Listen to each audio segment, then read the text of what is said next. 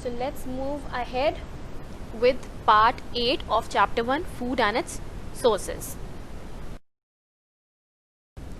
Have you ever used your teeth for opening a packet? Or you might have used your teeth for holding on to something when your hands are full? Well, in case of animals, they use their teeth for biting and chewing food. So, by looking at the teeth of an animal, you can actually learn a lot about its diet. Like, what kind of an animal is it? In which category does it fall? Carnivore, omnivore, herbivore, etc.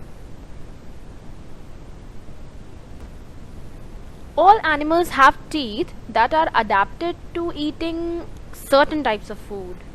For example, herbivores, because they are plant eaters, they have strong and flat side and back teeth that are made for grinding leaves, and small or non-existent sharp teeth, like you can see in the picture here.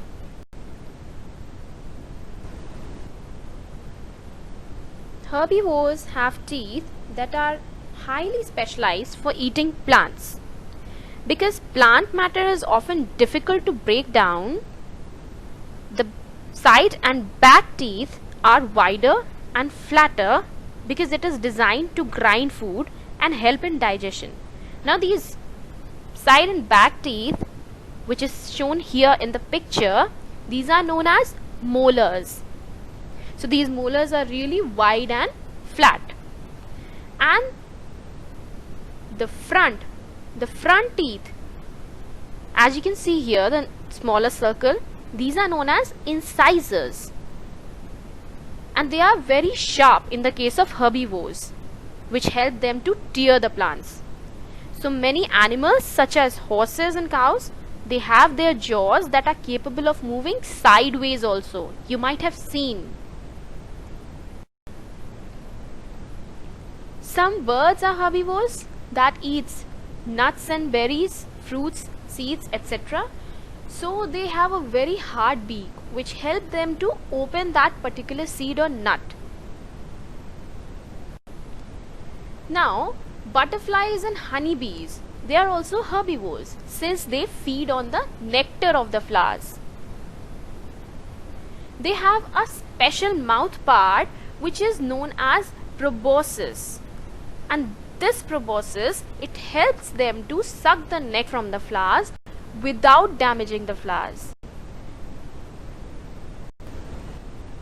Now let's see a picture of proboscis here. Usually this proboscis is in a coiled form, like you can see here.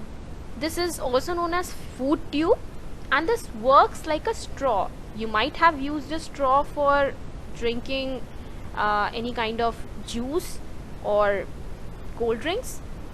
So it works in a similar way. Usually in the coil state, it is like this, as you see in the picture. And whenever they need to suck the nectar from the flower, they uncoil it, they straighten it, and they suck the nectar. This does not damage the flower.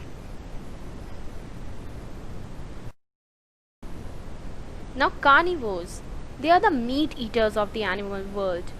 They have very defined sharp teeth which is used for tearing meat.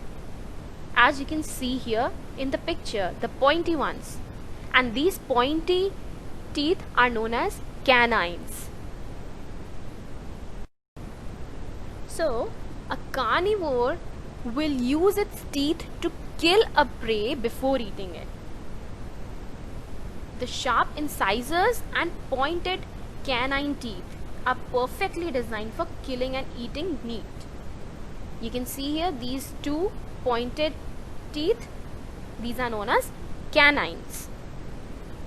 So a canine tooth can be easily identified as it is the longer pointed tooth that is located on the either side of the incisors or the flat teeth. Now frogs and chameleons, they have long sticky tongue to catch insects. So when they see an insect nearby, they shoot out their tongue and they catch their prey. Now coming on to omnivores.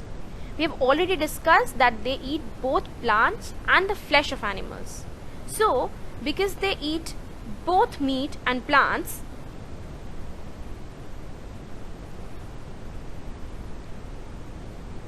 so they have a combination of sharp front teeth for cutting and tearing and big flat teeth for grinding food. So here you see both the kinds of teeth that are found in carnivores as well as herbivores. It's a combination. Looking on to the examples, humans, bear, rats, dogs. These all fall under the category of omnivores, and they all have the similar kind of teeth. So that's all for today. Now I'll be uploading the assignments shortly, and you may ask your doubts and questions on the group, and the assignment need to be submitted on 28th April between 8 AM to 9:30 AM. Thank you.